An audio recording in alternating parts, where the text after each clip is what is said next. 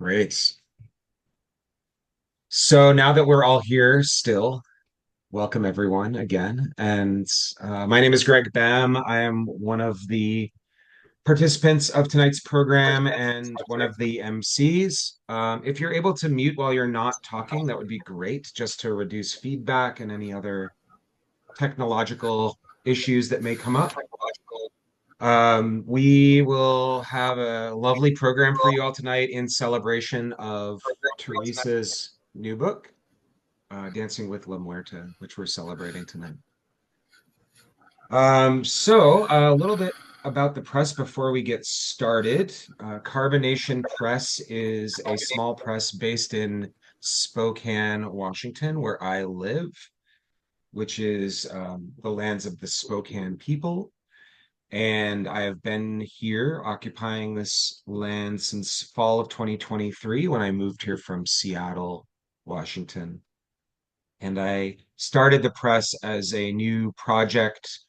It emerged out of the ether as a result of ongoing internal dialogues and explorations of the sense of community and relations between authors and artists, and my ongoing struggle to understand what that means, and my ongoing interest in learning how to commit to projects, how to commit to relationships with artists and authors, and maintain intimate, passionate connection with with individuals that I care about and whose work I care about.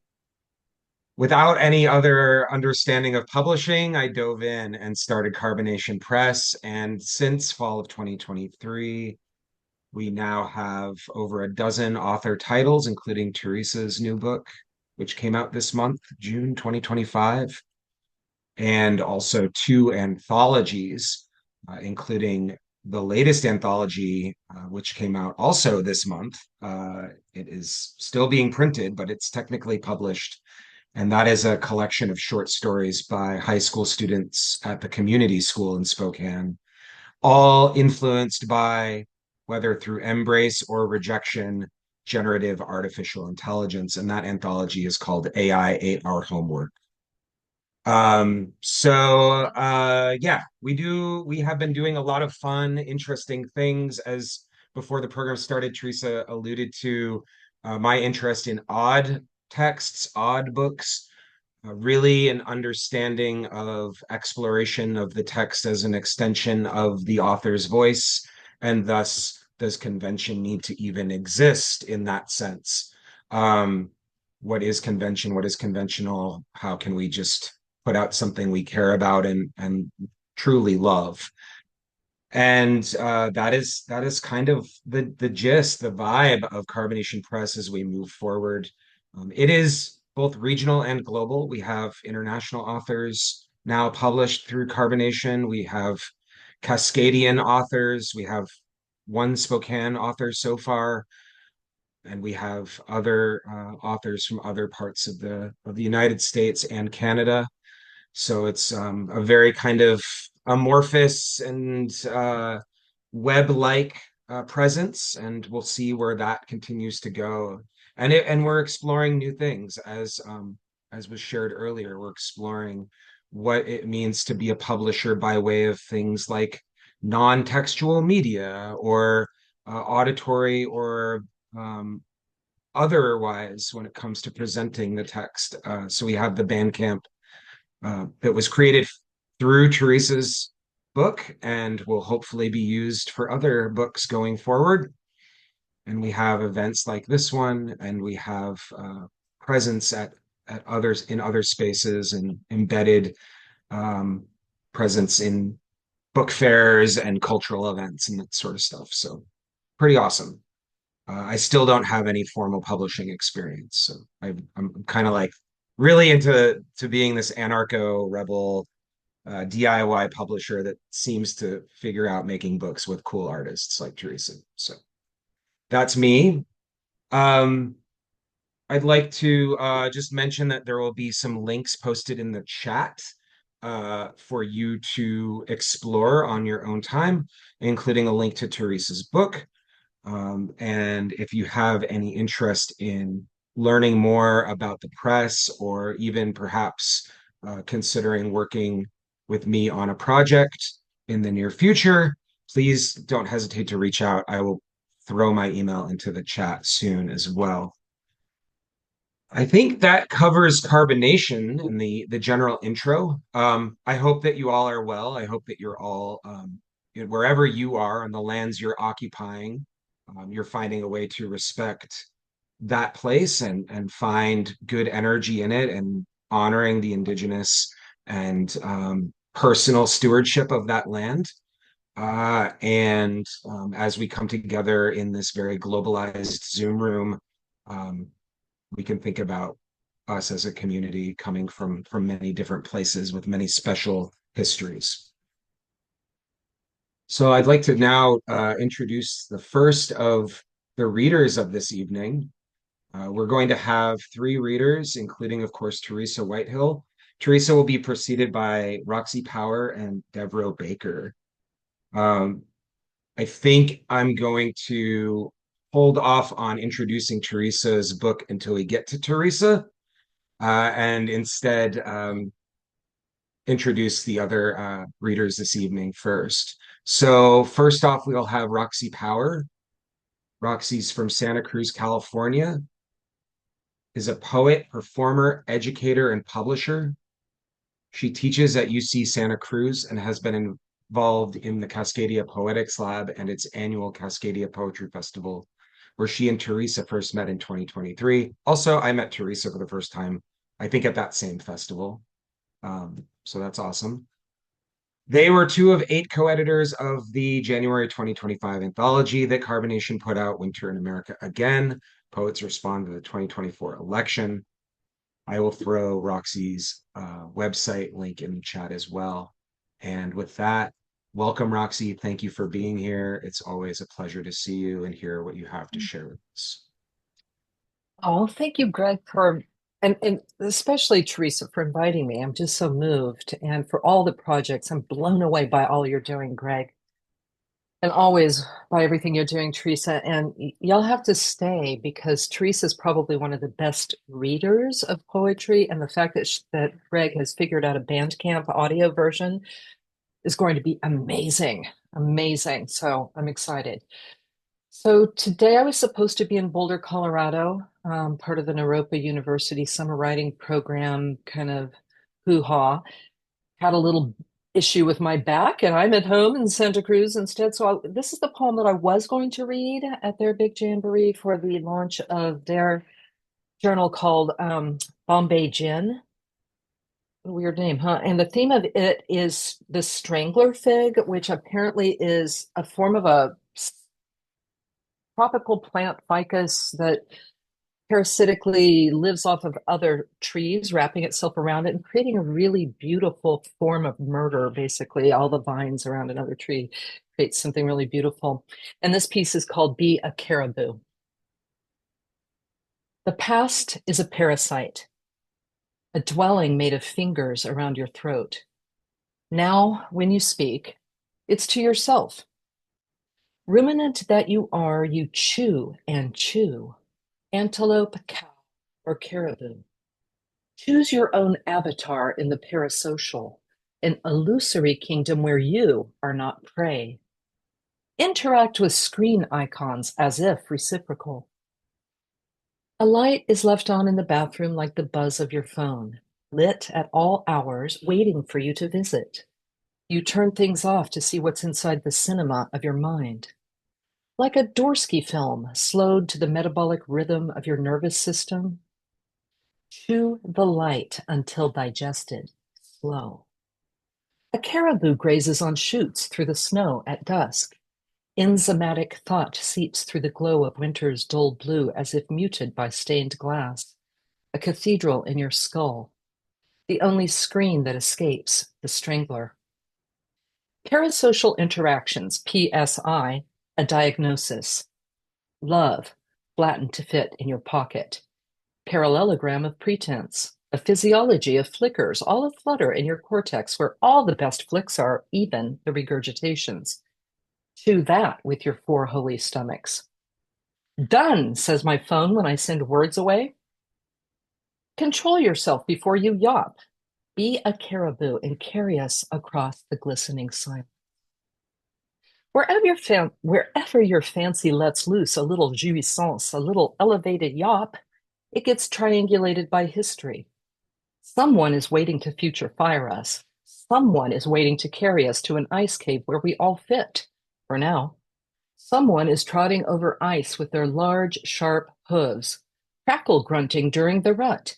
Chins a waggle, they yawn, in a parasitic pause from the news and its pressures. Blocked data seeps into fields, silent as bird flu, outside the deep veins of commerce. Untracked. Valves may spill over the banks of this mitral life. Submit to this draining. Heart-adjacent murmurs bypass traffic and dark forests. Any density where you might, strangle the future on the way to the photon field. The ego project is doomed to failure, says Brenda Hillman. But what a pretty mosaic of vines laid atop what could have been you. Okay, so the next little piece is called Not Narrative, spelled with a K. And this poem is part of a book that I'm calling for now, Not Narrative, that I've been working on for a while for Carbonation Press. And I'm choosing to read some of these, some of which are still a little rough around the edges. So it's a little scary because of the Dancing with La Muerta theme. My sister Cleo, who was an amazing artist, died a few years ago after falling down some stairs. She was in an abusive relationship with her husband. The story takes us back to when she was pregnant twice as a teenager in the 60s, all sorts of things that are hard to talk about, period, much less in poetry, especially when poems about real lives, especially women's lives, are somewhat verboten in various poetry circles and today in general. But and in a sense, in my head, because I tend to be a more conceptual kind of like out there poet. So telling a story it is making me nervous. So I'm just going to share it without, but anyway, the book also tries to weave in some cultural significance of the revolutionary year 1968. So it's not all personal poetry. Not narrative. Imagine a song's end, a Gordian knot tied to an ox cart of presumption. What are we running toward or from? Narrative, self-replicating in its need to not disappear, forgets to step out of the story into a corridor of new friends who might have something to say about that. Tell me twice, I may go all Phrygian on you. Cut the metaphor. Whack. Tired of its constraints. Domestic abuse, like teen pregnancies, like abortion, like alcoholism, like eating disorders, not what we signed on to read. Depression? Maybe. War? Sure. But no resources to remove the landmines, much less make a map. So when you walk toward us, you're on your own. And we don't know you well enough to eulogize yet. So you might consider a new knot, like automated jobs, highways sinking into tundra, immigrant detention, or even Florida. But Christ on a crutch, I wouldn't talk about the family. Stories in the river I mean to plumb. Once you stood frozen by a river too wide before tossed like a stone by a thoughtless hand. Your spirit had just stepped off the river's edge and we were left to contain your story. Leaves kept falling into the ripple, and I consoled myself with the shared epic of impermanence. But there are stories in the river I mean to plumb, skipped rocks fallen and masked in the mud. Nights, a composite of screams, his rage flooding the air you swallowed like stones that sank to the bottom, unbudged by flow. A year later, we are inert behind windows, wondering how to step into the deep currents, unlodge the ancient language of stones, listen to the hard silences that still grow in you, even though you're gone. And I'm just going to skip past this one to a piece that is forthcoming, I think in about a week, from the new journal called In Trance. And it's part 9 of a long poem called Bill Evans' Suite, after the jazz pianist of the same name. And it's part of the book I'm working on, Not Narrative. It's called What If the Atmosphere is All the Ancestors? What if the atmosphere is all the ancestors of all time reaching out to us through wind? So the small new branches of the plum tree brush our faces. The brook song enters our minds like a lullaby. And what if it's not? What if the Buddha head? No, wait, I'm calling it the Buddha head too soon, projecting ideas about who I want to be. The me who is not a me, who goes for refuge each day to become one on behalf of all transmigratory beings. Laugh at that if you want, if you will. Sometimes I do. I should have said, what if the Aztec warrior head is really a Buddha? The one I bought for my parents in the Yucatan during my drunken high school trip. The decapitated head that has been staring at me since mom's death. The one I finally banished to the ground outside, turned its face outward to the creek so it wouldn't stare through the window at our days. It could bring bad luck and sudden violence, the kind I attributed to him, her husband, whose name I still can't inscribe here for fear that, like the warrior head, he'd return through such symbols. Gather a presence like a curse to all who didn't love him for who he was, a wrathful man. And now I see the killer as a Buddha, and am I allowed to? Would that change everything from the beginning of our time until now, purifying a stream of war, beginningless and endless, or softening the dark clay with one drop of regard, one teardrop from your torrent to forgiveness, rushing from an unseen river, cleansing us all, singing the song that objects would if we bestowed them with such tune? We're doing it time. Born yesterday. This is the day we always celebrated my dad's birthday. Turns out we were wrong. He was born yesterday, even though nobody likes to be told that. I wasn't born yesterday, though pretty close since I came out at 1 a.m. These things make a difference, turns out. Frank O'Hara can have two birthdays, but you can't get on a plane unless you commit to one, not to mention a last name. An asterisk to a name is faster than an adjective. So picture an asterisk in front of each of these words. Asterisk Barry Bond, asterisk Donald Trump. My asterisk dad helped make me late in mom's life thanks to his insistence on unwanted early morning asterisk sex, but he didn't raise me. I didn't call that dad, being loyal as an old dog who lives at the foot of your bed. Probably why I looked like a little old man in that picture, age 2, moving to Wyoming, hiding the family from Texas after my sister's teenage pregnancy. All that couldn't be said because it upset dad found its way like the carbonation in Dr. Pepper to our bones where it nibbled away for years. Now my hand doesn't quite close, nor my jaw quite open. Soon I'll just be eyes connected to stories, looking out on these willing trees, composing the world, enlisting birds, birthdays, the whiny jigsaw next door to help me see and hear what happened up there in the weather inside my head. And now here's the risk. It's a longer narrative poem that doesn't really have a name yet, other than it like a note to myself, Seattle and Bellingham, because I'm, it's part of the mix. It's part of the story of my sister after all this stuff happening in Wyoming and pregnancies and all this stuff and moving to get away from it all, 1969, when kids were running away to the East Village or wherever, my sisters, my older, cooler sisters moved to Seattle. So Seattle and Bellingham here is the name of the poem so far. You sent a purse full of eucalyptus seeds after you left Wyoming, released Seattle into the lonely basement of childhood. Exotic older sister's 1970 escaped divorce winds, pirate stepfather.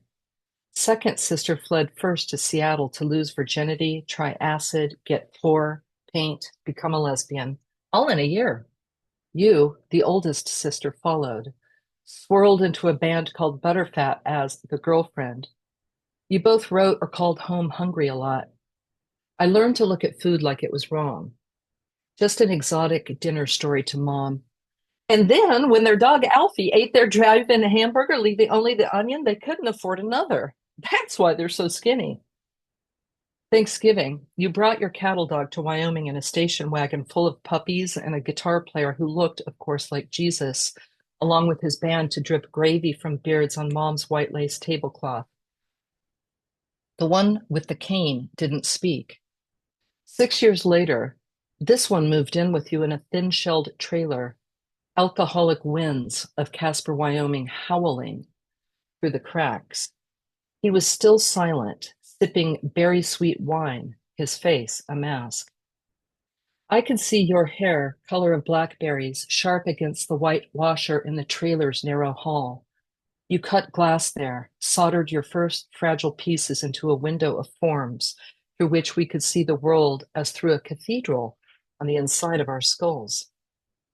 Paid off years later when you became a renowned stained glass artist in New Zealand.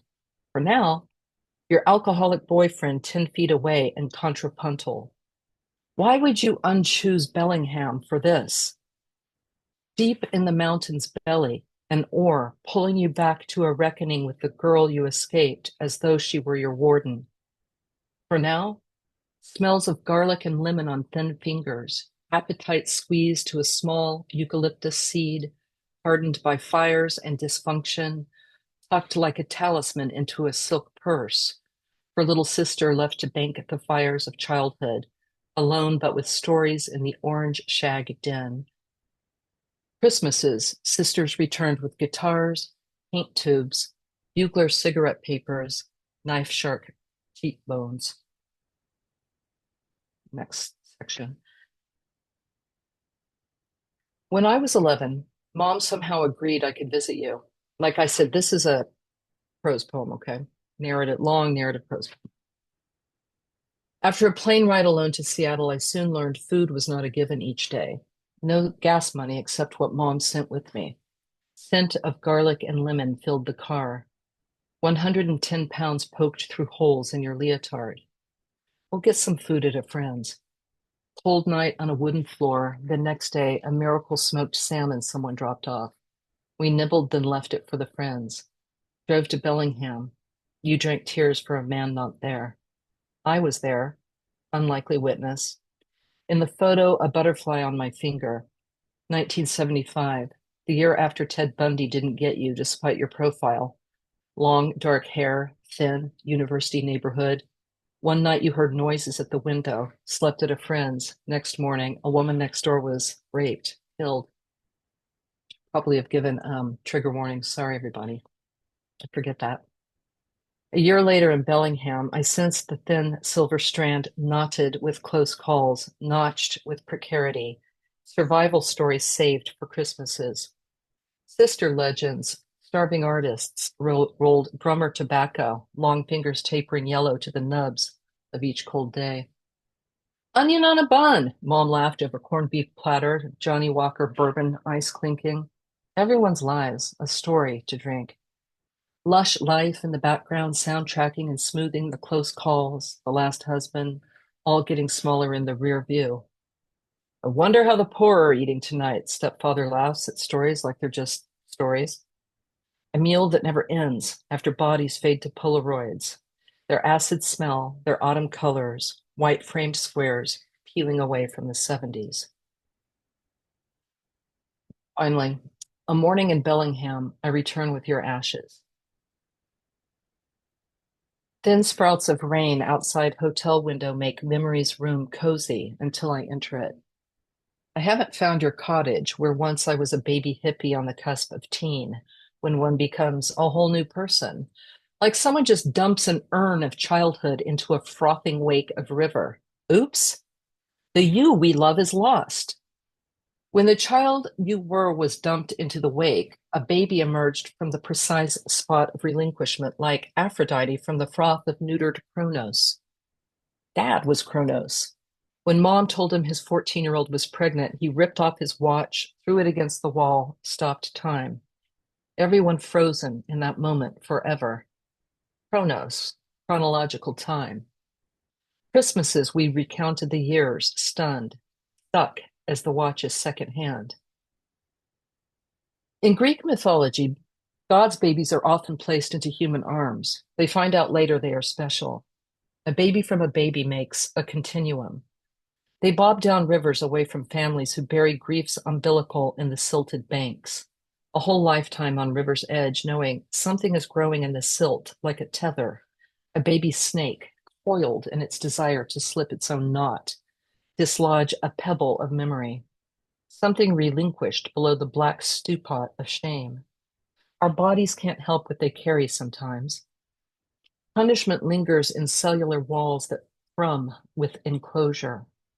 Unseen above, a kind rain absolves just outside the river's window pane, moving over you like years. Today, the framed sky grows kind with pregnant clouds and a mixed blue sky, waits for us to walk into what has been waiting all these years, even though you're gone. Anyone can be dislodged at any time. I've come to dislodge parts of you into Bellingham Bay. The day is seagull colored. Gray wings spread across the bay where yellow beaks and paddle tips peek out like the fickle sun. Orcas Island in view, but not in reach today. The idea being there will be a next time, but don't presume. The saunterers and their dogs, the runners and their serious stride, like it's their last chance before winter sets in, forcing us inward to our own rivers. I release you, an ash cloud in a nook of driftwood and rocks, an art piece made of change. You touch your surroundings, then float away. Yeah, that was just over 15 minutes, so that sounds good. Again, it's all new. I probably should have read something from this book, The Songs That Objects Would Sing, which is all about, death more lyrically wrought, but it's a year and a half old since it's been published, and this is new stuff, as they say, new shit. So thank you for listening, and thanks Thank for you, inviting me. Roxy. Thank you so much. That was wonderful, Roxy. So glad to hear you read again. If you have any links you want to share with folks, I don't have any others other than the one I already posted. So by all means. Next up, we're going to hear from Devreaux Baker from Mendocino, California. Devreaux wrote the amazing introduction to Dancing with La Muerta. It's really a text of its own, and it's wonderful. Thank you for adding that or contributing that, Devreaux, to the book. You are part of it. Devreaux has been a poetry colleague of Theresa's in Mendocino County since the 1980s. Her awards include the 2024 Barbara Mandigo Kelly Peace Poetry Prize and the 2011 Penn Oakland Josephine Miles Poetry Award. She is the inaugural Poet Laureate of Mendocino County, and I will put a link to her website in the chat as well. Everyone, welcome Devreaux. Thank you. Thank you, Greg. Thank you, Theresa. I'm just so honored and thrilled to be a part of your book. It's truly inspiring. Body of the Beloved. The morning the roof caught on fire, we were not speaking. I forget now what happened. It could have been a tone of voice that made me think I was drowning.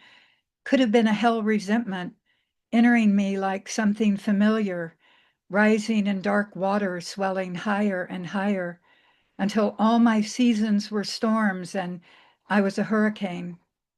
For whatever reason, when the house caught on fire, we were not speaking until I heard you call my name, saw the flames roaring up from the roof, and call 911. But the wait for the fire department was too long. You and your son climbed that roof and put out the fire.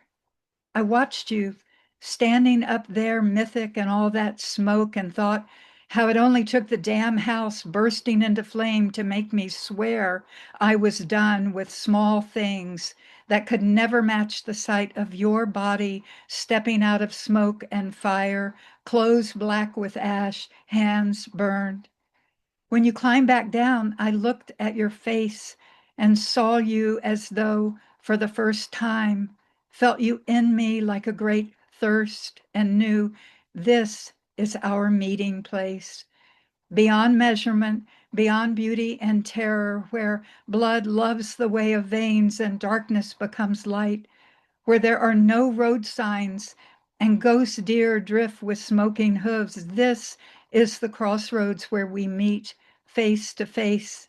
And I say, I can bear this life full of constant returning from the edge of despair or disaster if you are there waiting where living is all we want, and I am stunned with the lips and hands, eyes and fingers, arms, legs, and heart of the body of my beloved once again.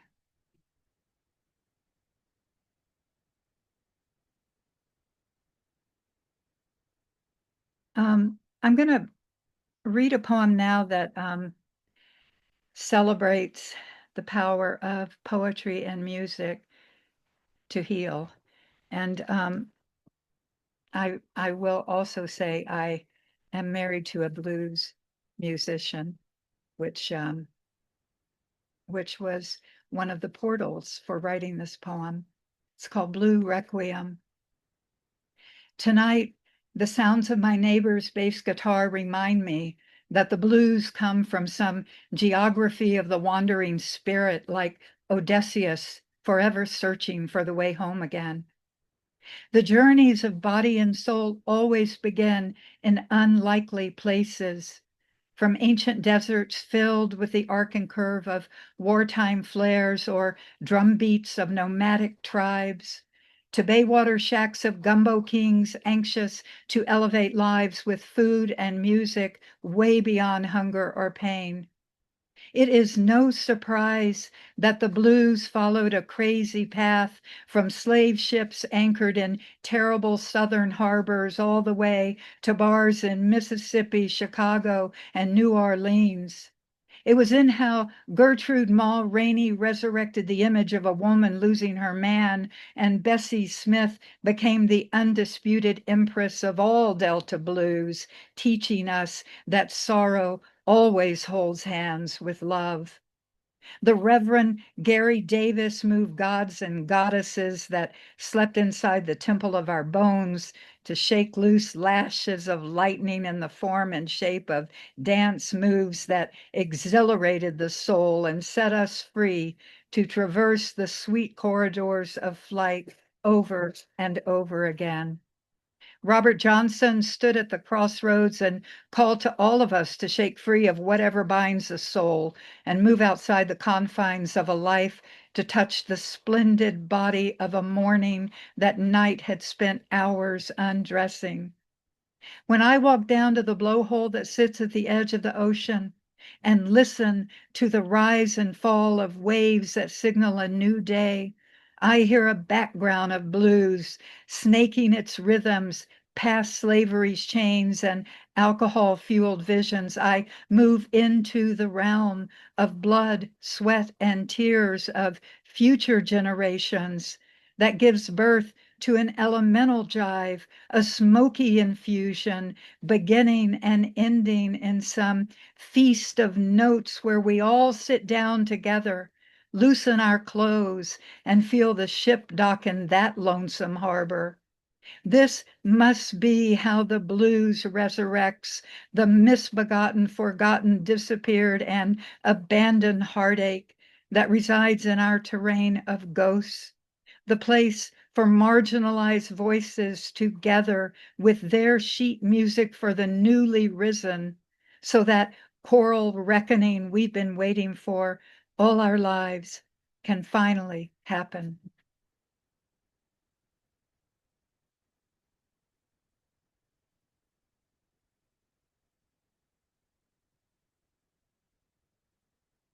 What have we got to lose?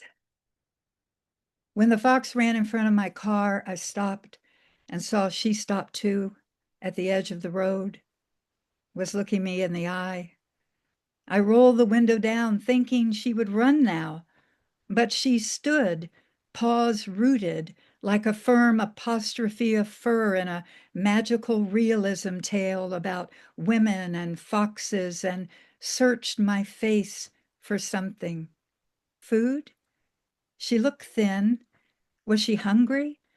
Why wasn't she frightened of the car, motor running, of the window rolling down, of the woman leaning out? I had been so angry all morning at the mail for not coming, at my daughter for not calling, at my husband for an unexpected dark look when I was filled to the brim with my own dark looks. But here I was, almost home again, lugging that load of fuck this shit world attitude back home with me when the fox crossed the road. Everything left me then, like a dark wind in a country western song. I took a deep breath and breathed in that brave fox, the green trees, your life and mine tangled on the floor of our house. I breathed in what we create together in this world. I breathed in the hard with the soft, the found heartache, the lost redemption, the forgetful and forgotten everyday world weariness of the two of us that makes us cling to the tangle of your life knotting itself with mine, of my life throwing out nets, pulling our bodies back in, shaking the woven ropes free of saltwater tears, whispering, oh, baby, what have we got to lose?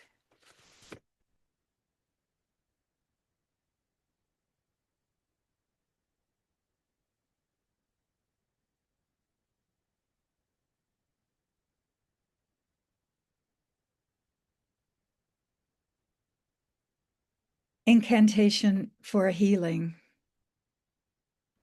I try on the leopard print strapless bathing suit. I open the top part and step down inside. I am sinking into my mother's body, her wide pelvis, her strong hips, giving birth to 8 children. One by one, they slip through her body. That is my body. This is a healing. This is a sharing. This is her life I am swallowing the bones of. I am pulling a leopard print bathing suit up the tops of my legs, past my grandmother's dreams, blue stones in a windowsill, catching the sun, reflecting her eyes, her house, her fields, her sorrows, her loves. We are together now as one. She is slipping her body inside mine. We are bending low to step into a great grandmother's house, to build a fire, to cook food. We are drinking water from an ancestor's well. This is a healing. This is a sharing. I am pulling the suit up past my waist. My waist is a curving bowl, a widening river, tributaries of my women I am diving into. Together we are swimming from blindness into sight, scattering molecules of life like rain. I am learning the spells. I am dreaming. I am receiving. I am gathering the voices hiding in the forest of my body. I am pulling a leopard print strapless bathing suit up past my ribs, past fear, past heartache, threading the needle with our lives, slipping out the portal. This is desire. This is rage. This is hopeless. This is hopeful. This is the gift I am pulling up, covering my breasts, opening my heart, incensing their lives and mine. I am carrying them all with me. We are walking through the rooms of my house. We are dancing.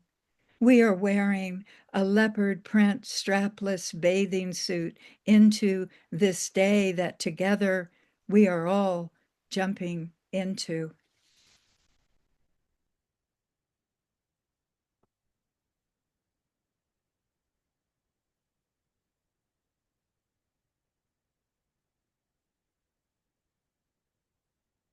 The woman remembers she is a river.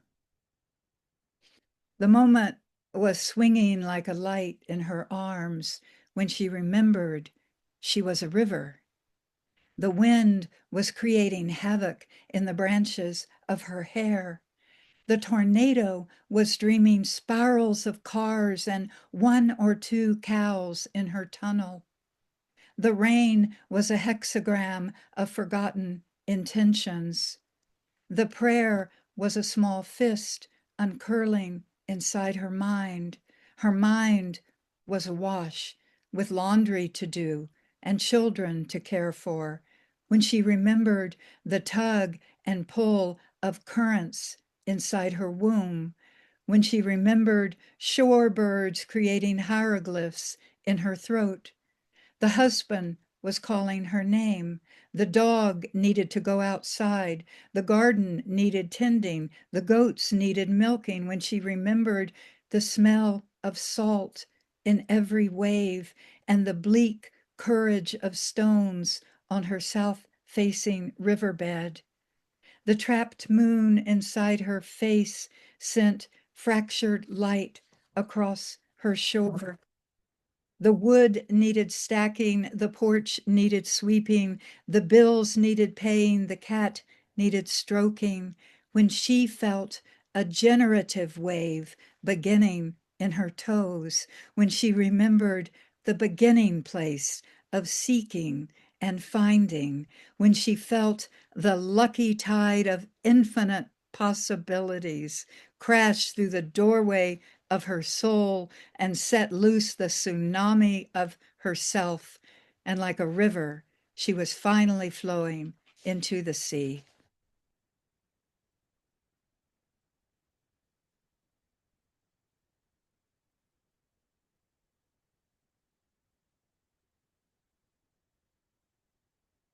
Um, I'm not keeping track of time, but I think I had time for one more. By all means, yeah.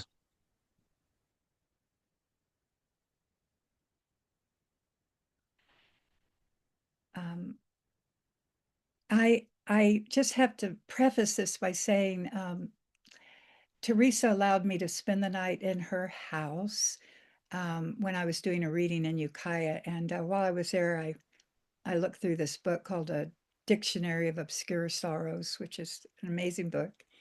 And it has these incredible words throughout it. And this one word jumped out at me. So the title of this poem, and this poem is from that book.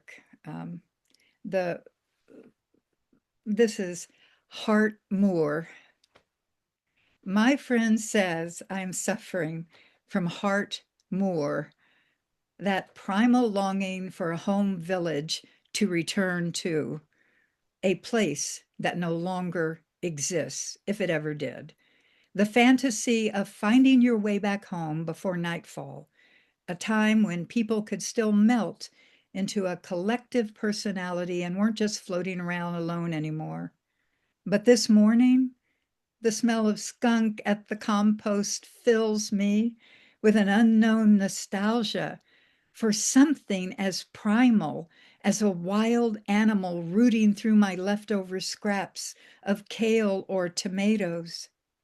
When my son describes the unhoused person taking bites from a whole cabbage at our local grocery, I am flooded by grief for all of us. Skunk rooting in thrown out vegetable scraps, unhoused people searching grocery aisles for anything edible, ecstatic to find a cabbage. Ditch digger eating sandwich by half dug ditch, sunlight turning him into a Van Gogh painting there in his blue overalls and paisley bandana, a storm of crows overhead. Wind at night waking the roof shingles, rain in her never satisfied release and flow refrain. This must be me, filled with heart moor, searching alone after nightfall for my path back home, to a home that really doesn't exist at all. Thank you. Thank you, Devreaux. Beautiful. Stunning. Thank you. Thank you, Roxy. Yeah. Wonderful, everyone. Well, thank you for being here. If you arrived past the introduction, thanks for being here. We are here to celebrate Theresa Whitehill's new book, Dancing with La Muerta, which is available through Carbonation Press. And we are now at the time in the program where we will introduce Theresa uh, and her work. Um, I just want to say before I read the written introduction that it's been a joy, Theresa, to work with you and to um, befriend you. And we've, I think, learned a lot about each other through this process, and it's been a joy um, the whole way through. Of course, not without some challenges and fun hiccups to navigate, but that is publishing, as we now know. I personally met Theresa at the Cascadia Poetry Festival in 2023, and it was during the presentation of the book Heavy Lifting that I came to know Theresa's work and also collaborative style with Felicia Rice. And I think that is something that really appealed to me with this project as well, this book, this idea of multiple voices and inhabiting a text, voices alive, voices not alive, past and present and future, all of these iterations on what it means to have voice and to have the relationship between voices. And I think this book really explores that. And some of the best books I think that have been made are, throughout humanity explore that as well.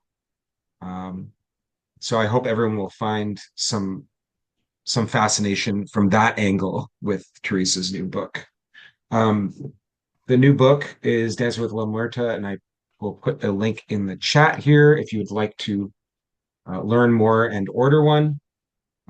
It is a short cycle of poems that speak of grief and of the impetuous urge to feel fully alive and awake in the face of the loss of Theresa's husband of 30 years, beginning with an homage to fellow poet William or Bill Brad. The work touches on memories of coming of age and other rites of passage, along with the passing of family members, while building a slow, sustained homage to La Muerta, giver of the great gift, consummate dance partner. And Devreaux, from her introduction in the book, says, throughout her reading of these new poems, I was struck by the insistence to be heard that the work possessed. The beauty was there as well as the dedication to the truth, but I felt there was another element present, which I can only describe as being comfortable in the uncomfortable. Lovely quote. Theresa is a California born poet and letterpress artist from Ukiah and St. Is it Helena or Helena? I always forget. Saint Helena. Helena, the third option. She has served as poet laureate of Ukiah and is a co-founder of Watershed Poetry Mendocino. Her poetry and letterpress broadsides are in many fine press collections, including the John Hay Library at Brown University, the Getty Center for the Arts, the British Library, and the Bainbridge Island Museum of Art in Washington State. And I will put Theresa's link in the chat as well. Everyone, give it up for Theresa and let us celebrate and congratulate her in this new book. Thank you, Greg.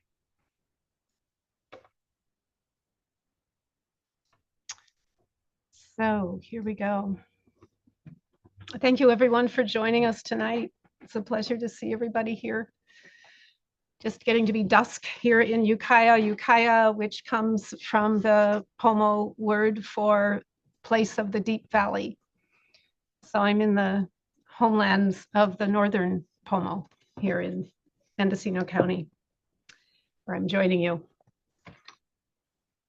So I'd like to start with a couple of quotes that have been inspiration for me throughout the progress of this book, but also in the person of Bill Brad being a mentor that I've followed for many decades in this county. And there's this lovely quote from one of his poems that goes, "The nature of the journey makes us unfit for arrival.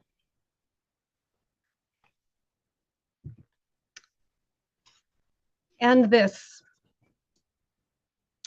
in poetry and in meditation, you must be shameless. Have no secrets from yourself. Be constantly alert. Make no judgment of wise and foolish, high or low class, and give everything its full due. And that's Gary Snyder.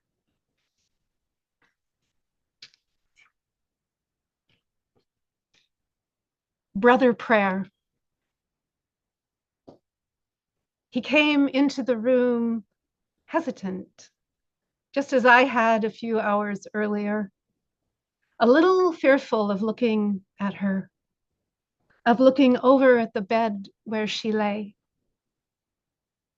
What would death look like dressed up as his sister? A prayer is worthwhile, and a prayer is a hand. And I pray for my brother.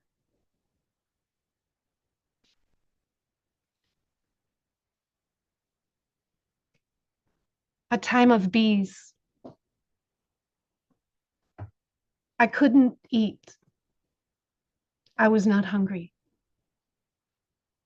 Who could eat with a mouth full of bees?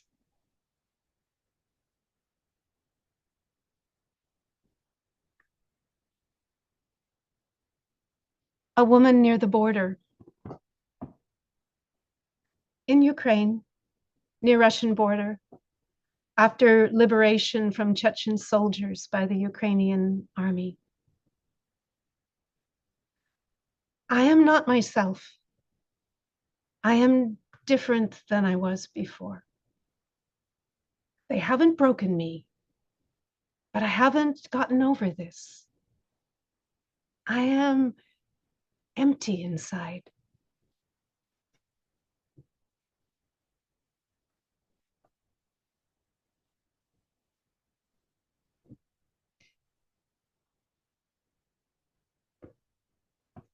Prescription for anxiety. So the cover of the book has a beautiful work of art by Mendocino artist Paula Gray. And this was a project that I worked on with her back in 2019. It's called Prescriptions for Life. And this particular piece is a collage she made from a 1890s prescription ledger that she cut up into pieces and made into collages. And this particular piece is called Prescription for Pollination. So this is a poem from that project. It's called Prescription for Anxiety. I am laying in a bed of clean white linen. The bed is large. It is larger than any bed I've ever slept in at the age of 19. The room is shadowy and cool, sparsely furnished otherwise. A table, a pitcher of water. I have been asleep for a long time. It is dark without remembrance, and from down the long dark halls I can hear the monks singing. The sound of their collective voices comes to me from a distance that tells me something about the size of the monastery in which I am a guest. I have come here to be myself. I found them through the ordinary means. A guidebook or a glance in the harbor, a suggestion from a fellow traveler. I brought my burdens here and I was shown the room, and the only men in this place wear robes, skirts, broad round collars that fall down over their chests. I am 19. I've been traveling by myself across Spain, first with a bicycle, then by train. The bicycle was taken from me by a man at the Madrid flea market. There was a stampede at the flea market when the Guardia Civil came. It had only been 6 months since Franco died, and the Guardia Civil could still do evil things, arrest people without cause or warning. People were frightened all around me and moved fast, abandoning their goods. The man who had been next to me saved me from the stampede. When I didn't move aside quickly enough, he took my arm and told me to come away quickly. And he wheeled my bicycle, which I had been trying to sell. He would keep it for me, he said. We would meet in another place later. He never showed up. In the room where I have come to be myself, it is possible he did not intend to steal it. He may have intended to meet me later. It was the small white pills that he took and which he offered to me that were the source of his confusion. His elation, how he praised Franco in his Spanish that was too rapid for me to completely follow, but just enough that I could catch the small, hard fist of fascismo. After that, I wanted to do nothing but leave, to continue my journey, to think about everything, to see the Balearic Islands. I left on the train and went to Barcelona, caught the ferry to Mallorca. I was afraid sometimes during the day at my audacity, at my freedom to move around, at my vulnerability, at my courage sometimes when I would insist on being myself, at how dirty I felt.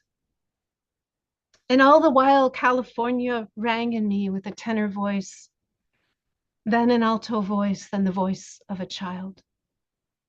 In Palma de Mallorca, I rented a moped and made my way on the smaller roads encircling the island. I saw a dead snake. I found the monastery. Or the monastery found itself in me, and I lived through the prayers sung at dawn, and it became a bead on my rosary, a place I could return to, an invention, a miracle. When I got up in the dark and made up my bag, washed my face at the small basin in which I had also peed the night before, I saw that I had bled on the sheets, those beautiful white sheets that the monks had washed, starched, and unfolded over the mattress in some ritual of hospitality and welcome. The relief I felt was so immense, I forgot to be embarrassed or ashamed. I knew they would know what to do.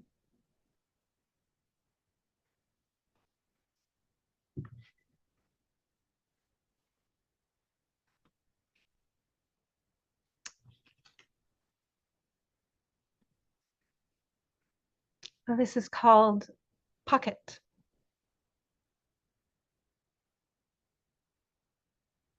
I have been walking in the land of the nameless, walking among objects of stone, objects of glass, the lone dire country in which my mother is now lost.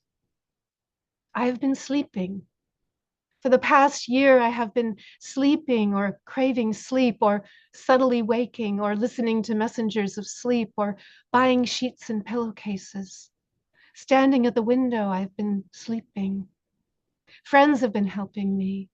They have been in my dreams helping me, sometimes cooking, sometimes naked, or both.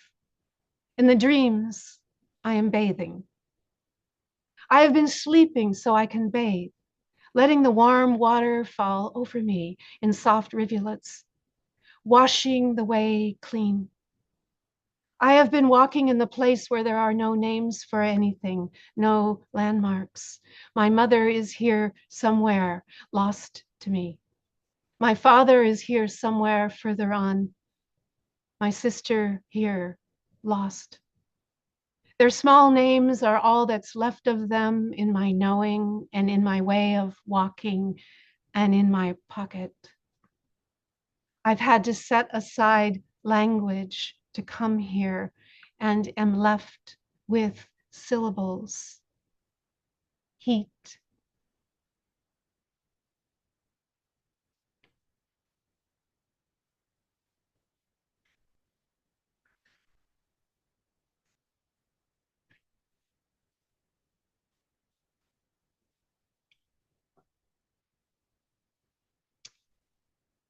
Why? I'm coming up on the anniversary of Paulo's illness and death, which I can see ahead of me like a spiral made up of the Stations of the Cross. Here is where he suffered. Here is his X-ray that led to this scene with the dragon watching over his ultrasound. And here is where he could not endure any longer the radiation to his brain. And his vision of the world became a stark palette of grays. He was unable to see color, which for a painter who adored color and texture would be the worst. And yesterday, the day our next door neighbor blew his brains out a year ago, and Paulo was home and the one to call 911 and then try to help the hysterical wife whose lap was saturated with blood.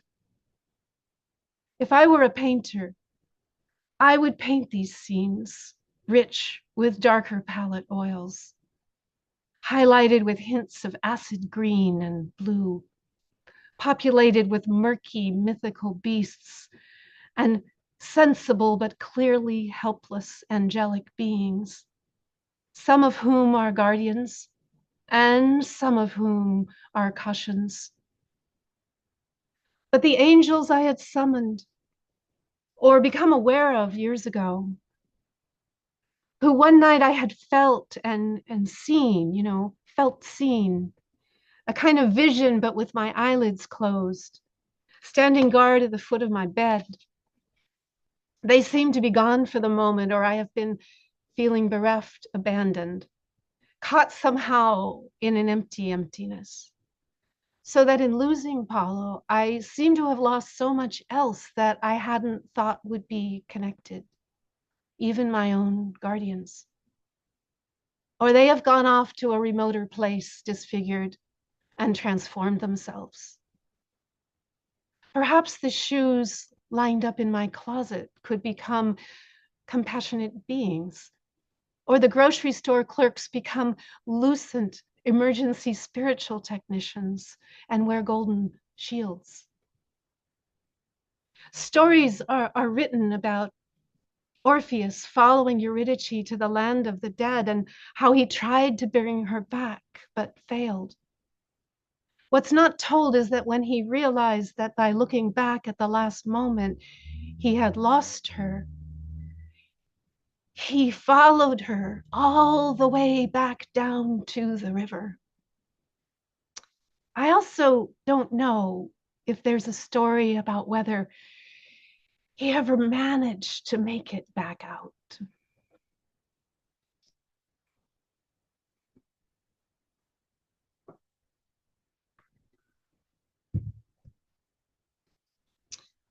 This next poem I'm dedicating to the Turtle Island Tertulia, some members of which are present tonight. And this is called Day Song Quinquennial. Woken by cats, sleeping by segments divided up by cats. Abruptly, I felt a red-hot cube of pure anger. 3 times Captain came in through the cat door and meowed his orphan wail. I knew a divining rod of rage. The final time I knew it was just after 4 and put on my clothes in the dark. Paulo got up to pee. It hovered over my essential being, a part of me. Just as he had settled back in, I heard a fainter meow, the meeker voice of the tortoiseshell, Honu. And instead of rejecting it or pushing it away, I recognized it as mine. I welcomed it. I welcomed the sensation of pure divinatory knowledge. Why would she be vocalizing? I heard her again and called to her. Finally, Paulo asked if there was some other cat. He turned on a light. I understood a magnificent relief. I saw it roiling with tremendous energy, my energy. We looked all around. She was up on the roof, calling to us from the open skylight. And I lay in the bed without being bothered that I wasn't sleeping. The treasure had been given to me, this ordination. I am standing in the corner of a dream and can't get out.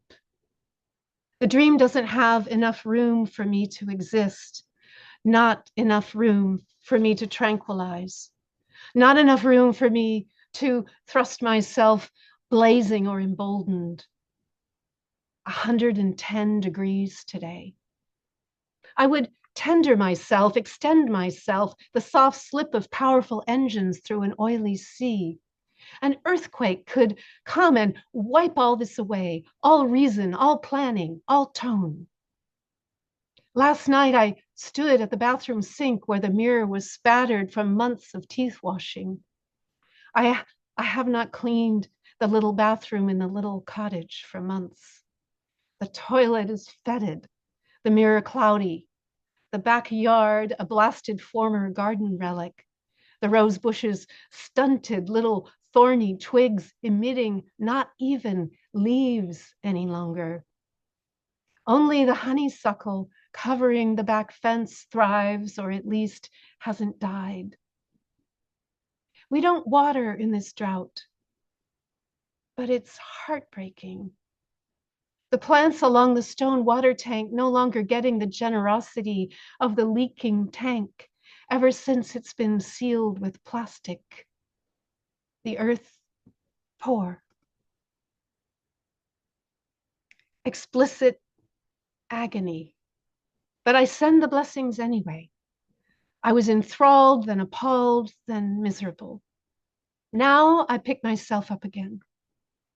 Driving over Mount Veeder on the road to Oakville yesterday, he came to me as he had been the night he died, lying in rictus with his mouth partway open and his eyes half open, unfocused. How I spontaneously crawled in bed with him and commented with wonder that he was still warm. Lisa Marie told me later that when I first walked into the room, I'd said, "Oh, my brave warrior." I was so stunned at seeing him there, lifeless. That state I had anticipated and dreaded and must have wondered, would it ever come? And now, how would it be? And here it was. And then the next morning, when the mortuary men had him tucked into a dark green, heavy cloth bag and brought him out on a gurney from the bedroom and stopped so I could touch his face one more time. And then when they zipped it closed over his face, I leaned against David and sobbed, realizing I would never see him again, even like this, with his smile and laughter and murmurs gone, with his tenderness gone, with his loving touch gone.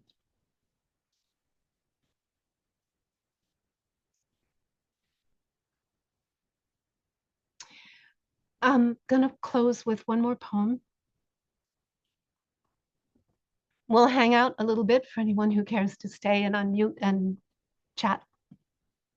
And I just want to thank everyone again for coming. I want to thank Devreaux for all her support during this project, for Roxi, and for Greg, who has been an amazing collaborator who built off of the collaboration with Felicia, hi Felicia, in the amazing heavy lifting project that was 5 years in the doing. So many people to thank for this, but you can get all kinds of information about that. This was really a community effort, this book. So hope you enjoy it. This is a poem called bad boy. He was a bad boy, wasn't he? Says one girlfriend. And we laughed at the evident sexuality of our bond that speaks beyond death. But I had to wonder, was she guessing that having the aura of a rebel, a drug addict, a careless artist might add up to some kind of sexual satisfaction? Another friend asks if I would talk to her about having just lost the love of my life. Something she heard me say one day that startled her. She realizes she doesn't think she ever had that, in spite of the fact that her husband is a bit of a bad boy and renegade and intelligentsia fellow, cynical and smart as a whip and defiant and a rebel. Was that not sexy? I asked myself. But she didn't mean sexy. She means something else. I try to answer her question and instead talk about the moment I walked into the bedroom on my way somewhere, coming in to check on him and saying I'd be back, and between those two to say goodbye. And he lay on the bed in the drowse and weakness and probably pain of his cancers gloaming him, his tumors and ulcerated bones and ecstatic organs failing. And he gazed at me as he had used to gaze sometimes when we lay in bed so close, his eye displaced to his forehead from the inability to focus at close range.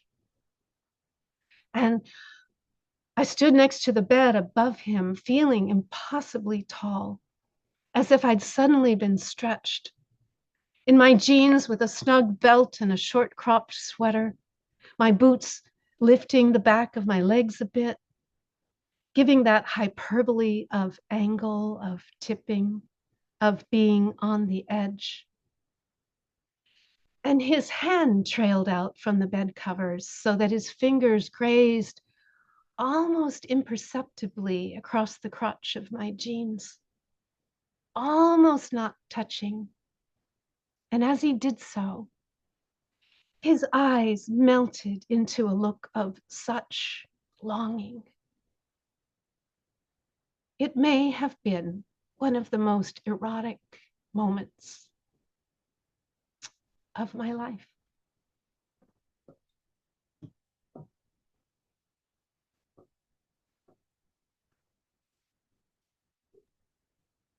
Thank you, Theresa, so much for sharing that today.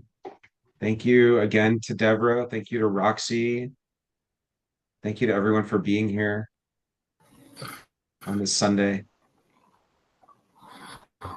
Does anyone want to ask any questions of any of the authors, or unmute and comment, or add in the chat your comments or questions? Now might be a good chance for some discussion.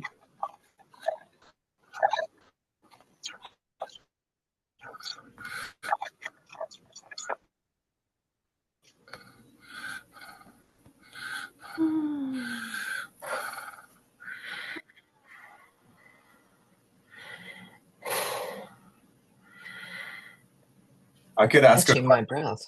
Sorry, Go. right when I went to ask, of course, I talked over someone. Please go. I have a question. So, I love the emotional power of a lot of the poems from all three readers tonight, and sort of brought me into my reflecting on my own emotional source for poetry I write. I'm inspired. I'm in Canada now, and I live in Canada, so we have this season. So there's this sense of like this seasonal, like you fall into this certain creative place in the winter, and then you rise out of it in the spring, and then summer sort of slaps you around a bit, and then death shows up in the fall with the falling leaves. But I think in Mendocino, like, isn't that kind of the land of the eternal spring or the eternal summer or something? So I'm just curious how the emotional cycles work in a place like Mendocino County or other places like I think Colorado was mentioned, which is probably different from where I live. Is there a cyclical sense of creation, or does it kind of have a flattened horizon? Well, Mendocino County is quite varied. It's I think one of the largest counties in California, and it's got really distinctly different climates depending on whether you're on the Pacific coast, which can tend to have fog throughout the summer, and of course the redwoods prefer the fog, versus inland Mendocino County, which can get to be 110, 115 degrees in the summer. So the warm, the warmth, the more temperate climate is here for sure, but the Mendocino coast can be quite broody and moody. And I know from having lived there for many years before I moved inland to Ukiah. And I think it does, there's a distinct population of poets here, as Devreaux has captured partially in her new anthology of Mendocino women poets. And her anthology is called Spirit of Place. And so that might be a good resource, a good place to look for perspectives on the poetics of the land. There was a question in the chat from Gabriela. Thank you. She said, I was wondering why La Muerta and not La Muerte. And I know that in Spanish, muerte is the word for death. And it is in the feminine. And so it's not necessarily, it's not necessary to have La Muerta. La Muerta is my understanding, and Gabriela, you can correct me, is a more colloquial usage. I know that it's actually the name of some Mayan ruins also, but there is a veneration of death as La Muerta that is honored in both North America, Mexico, and parts of Central and South America. And my reference for it was a Day of the Dead celebration that happened in my community, my other community in St. Helena. It was the Day of the Dead just after Paulo had passed. And I went and participated, and the artists from his arts organization put up a big altar, and there must have been 50 altars from people from the community. And we had some magnificent dancers from Oaxaca. They were, and the music was so infectious that everybody got up to dance. And I ended up dancing with a woman who was dressed up as death. And so it was the first time, it was amazing, that to be there. It was the first time I felt really alive since he had passed. And I attributed that to the Chicano and Mexican heritage of honoring the dead and not being afraid of the dead and feeding them and having time with them. So thank you for that question. I loved your title. I love your title. They're both correct, La Muerte and La Muerta. I was reading it more as I am a literary critic as well. Feminine, La Muerte and La Muerta, but I was thinking you by saying La Muerta. Mm-hmm. So I just wanted to ask. Got it. Why you had chosen that, because they both are, equally meaningful. But I, as a feminist critic, thought that you were and it's, of course, it becomes also more carnal. Dead woman, right? It's not just gender. Mm-hmm. So I just wondered about that. Thank you very Yeah, much. Wonderful, beautiful, yeah, thank you. and compelling reading. I love that last poem of yours.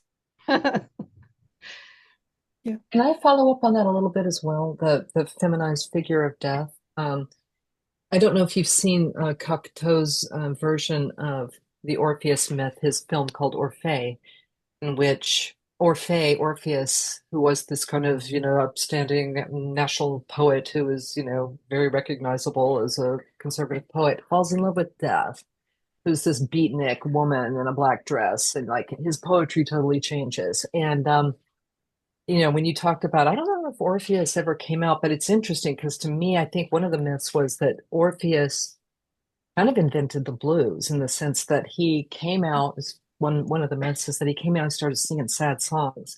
The naiads ripped him from head, limb to limb, and his head bobbed down the river Hebrus across the Aegean Sea, rolling up on Lesbos.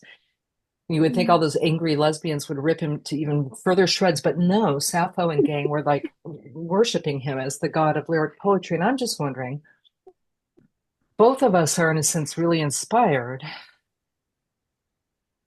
I think by figures of people that we've lost. And I'm just wondering if you could talk a little bit about the muse. Like your poetry has changed.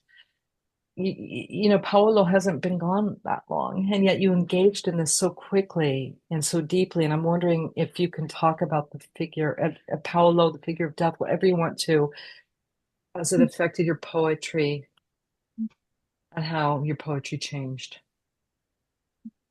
Yeah, well, when I heard that little interview on NPR with the woman from Ukraine, where she said that she talked about the fact, that her village had been overrun by soldiers, and it and saying they hadn't broken me, I haven't gotten over this, I'm empty inside. And really, truly, I just, I did what I've done for most of my life from about teenagehood up. I mean, as a child, under 10 years, I was doing comic books and writing plays. But as I got into my teenage years, I started keeping a journal. And so I kept a journal throughout the time of Paulo's illness. And through his time in hospice, and then obviously afterward. And this, because I had this group, my Tertulia group, that I would meet with about every month, but we would take the summer off. I had a place where I could share things that were raw, and was really learning by example of that. And Lauren, I've learned a lot from your work, and Robert also, Rob Lewis. Different ways to approach poetry and material. And so I began to just try some things out. And it's been 2 years since Paulo passed, although it seems both yesterday and long, long ago. And this was how I got through it.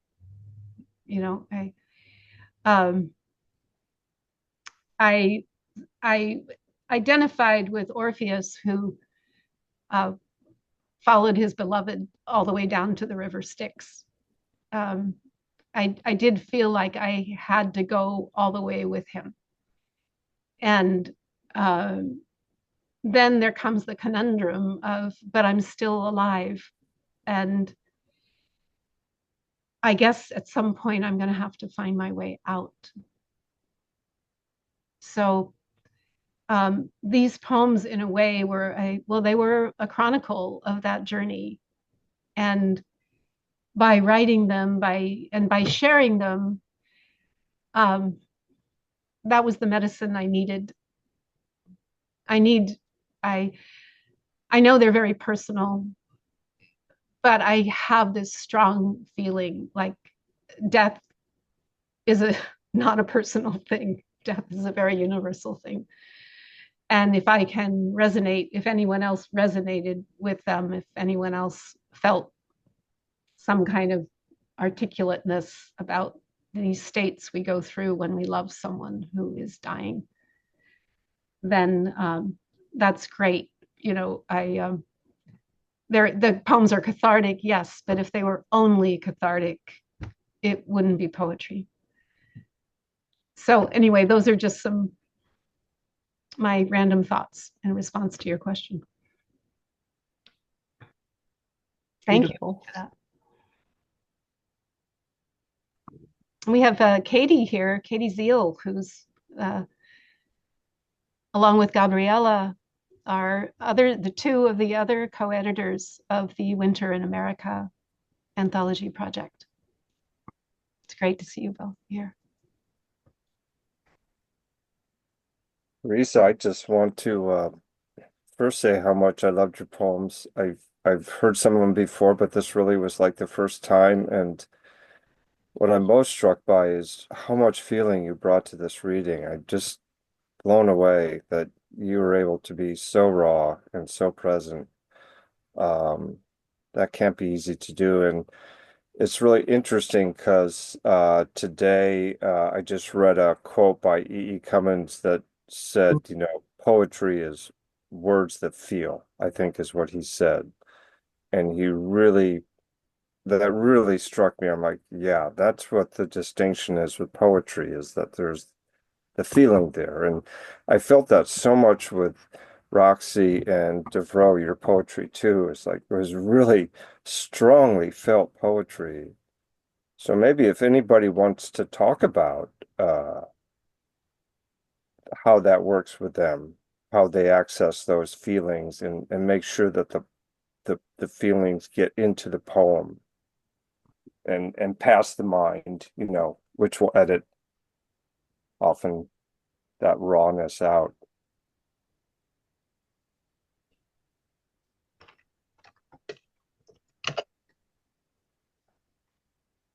Devreaux, you might have something to say to that.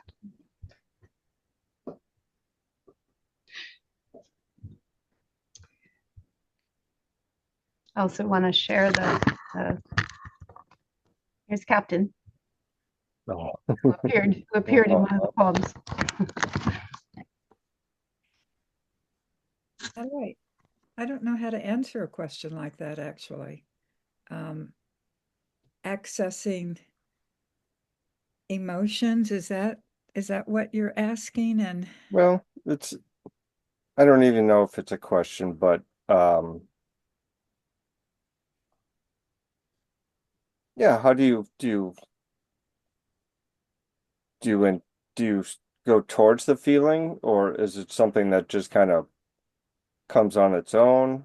well, you know, I will say I believe that Like, everybody probably has their own approach to writing poetry, whatever that approach is, however they do that.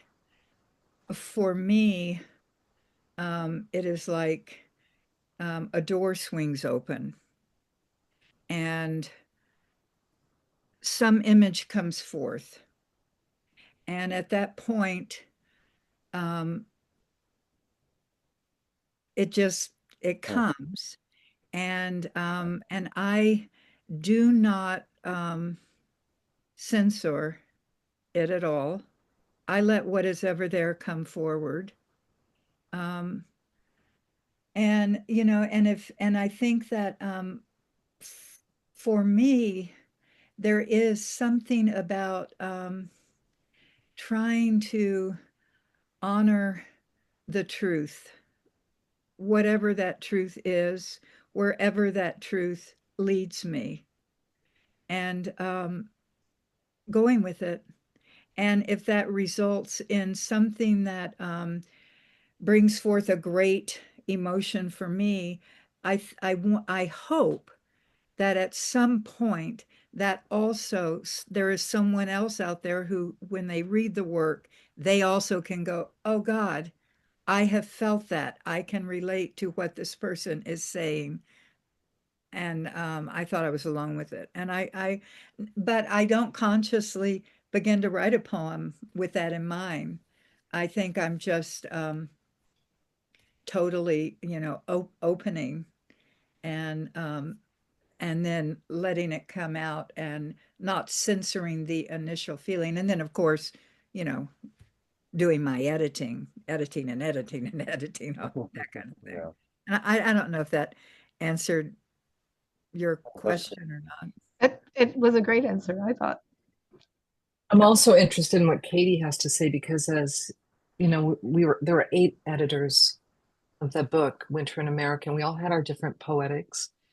And Katie was very focused on, does it move your heart? And I think that's what you were getting at, Rob, is that poetry should be somehow based in feeling. And I've been taught a lot. Maybe it was the era of postmodern language poetry or whatever, but not to escape feeling, but to do something else as well. And that it's not just laying it on the line that evokes feeling. So I think that it can be complex, but I mostly work with other genres. My sisters are painters. My mom's a jazz musician. I do an anthology series called Viz Inter Arts. So for me to access certain feelings, I need another art form. So for me, it was Bill Evans and playing. I just let him shuffle through, and whatever song came up, I would keep going with what I was trying to write in an epic style about my sister. And I put a couple of the more heartbreaking songs that I would return to, Blues and Green, My God, or Pavon, which if you listen to them, you can't help but feel his heartbreak. And he's just, so he's raw, but he's also on the surface very controlled. So he doesn't give you too much. He also, as if you know his life, you know what he went through. But Katie, I don't know if you wanted to say anything as a listener or an editor, because I mean, we can talk about as writers how to access feelings, but then the next stage is how does it land with readers? Thank you. I think I'd have a different perspective. It's not, I don't write poetry to access a feeling. Poetry is a feeling. That's the start. And I use images. So if I have a feeling, let's say, as a processor, feeling that I'm going through, I look to images and to experiences to see how that feeling is realized through those objects and or an experience. Yeah, I'm not going to go looking for feelings. Poetry is the feeling, and that it's the job, as I see it, of a poet to help the reader feel that feeling that the poet put into the work. That makes sense? Yep. Yeah, it reminds me of some of the tenets of haiku, where the guidance of either traditional or contemporary haiku is you don't use abstract language. You speak using the language of objects in the landscape and the season, and evoke something through the particular way that you see those objects. I suppose I'm coming from, one way to express it that maybe most of us would be familiar with is that Eliot's objective correlative. Is that we're searching, at least this is my process, I'll just say, is that there's a feeling and then I walk or I meditate or something in trying to find the images that evoke that feeling. That is my purpose for a poem.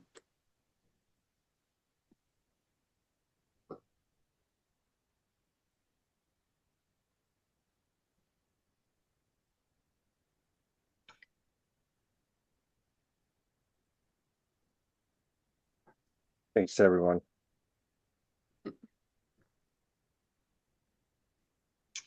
Well, unless anyone else had any other comments or questions.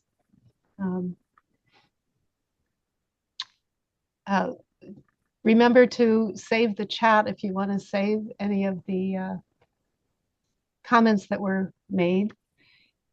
We've recorded this session and Greg will have it posted sometime when I can get him the file. So just again, I just want to thank Devreaux and Roxi and Greg. And I feel launched. The book has been launched. It's been baptized. Yeah. Thank you, Theresa. Hey, And Theresa. for Woo! yay, if anyone wants to celebrate again in a few months, 4 months, almost to this day, we will be doing a Carbonation Press reading, and Theresa will feature at that reading at the Cascadia Poetry Festival in Rainier Beach, Seattle. That will be October, what is it, 10, 11, and 12. It's a great festival in general, and it's going to be even better because of the carbonation reading. So hopefully we'll see some of you there. Thanks, Greg. Thank you. Thanks, Can't everyone. wait Have to a get great your book, rest of your Theresa. Sunday. Yeah. Thank you. Thank you, Roxi. Congratulations, So- Theresa. Sorry you didn't get to Boulder, It's okay, I'm here. but you're here. I'm going next week if all's well. Thanks. Okay. Take care, everyone. Beautiful. Thank Bye, you. Katie. Good night, everyone. Good night. Right. Hey, Zita. Bye, you guys. Love, love. Love you. Love you. Thanks for joining, Lauren. That was great. You're welcome, Theresa. Time well spent. Yay. Yeah. Oh, it's just us. Wow. It's just us. And There's Zita. some. Oh no, and what is your name? Zita? Zita. What a name. This is my What a girlfriend cool Zita name. from Fort Bragg. Hey. Zita and I went to Portugal together last year. Far out. She's another longtime Good. friend and letterpress right. associate of Felicia. Neat. Well, I'll leave you two to it. Theresa, you're precious. Thank you for your words and for the invitation. And Yeah, whew, so honored to have you join us and oh my God, me too. Thank you. help get it off the terra firma. How fun. Yeah. I mean, it's deep. I don't know, fun, but That's fun. yeah. Dancing with death. Yeah. Dancing Okay. with Muerta. Okay. Oh. Thank you. It was amazing. Hey, Z. AT, God. Just the two of us now. Wow. I went to Jamie. You remember Jamie Weber, Mm-hmm. who was Stevie Ray Vaughan's road manager? I went to his memorial yesterday, Ah, and his wife had asked me to come. I hardly even know her, but she had me sit next to